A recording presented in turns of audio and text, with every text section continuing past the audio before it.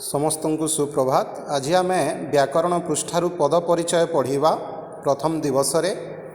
देख शब्द क्या कह जाए आगु आम जानी सारीछे, तथापि लिखा जाउछि पूर्णांग भावबोधक उक्ति को आम भाषा शब्द कह जाए एवं पद क्या कह जाए। देख एक पूर्णांग वाक्य अंश रूप से व्यवहृत होता प्रत्येक प्रकार सार्थक शब्द को पद कह जाए।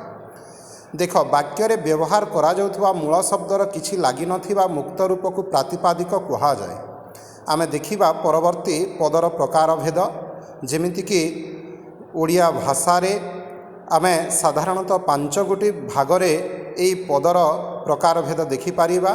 गोटे हला विशेष्य, नेक्स्ट विशेषण, सर्वनाम, अव्यय और क्रिया। तो विशेष्य पद कौन जानिबा।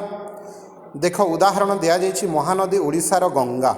खरे दियागला फूलकुंडरे माटी बाली ओ लिखा जाइछि खत मिसाओ बोलिकी। सेमिति गरे गछ काटिबा मनीष पई काल हेबो।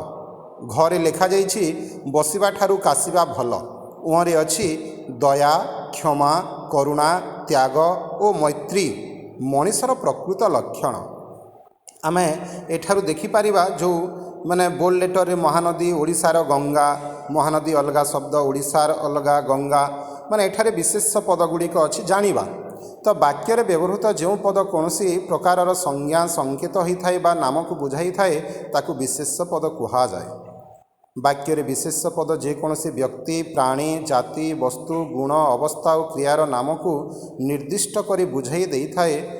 आम भाषा रे व्यवहार करा जाउथबा विशेष पद को 5 भाग विभक्त करा जाइछि।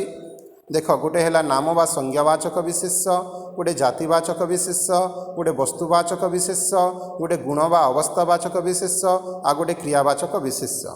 तो आम आसंता क्लास रे नाम बा संज्ञावाचक विशेष्य क्या कह जाए उदाहरण सहित आलोचना करिबा।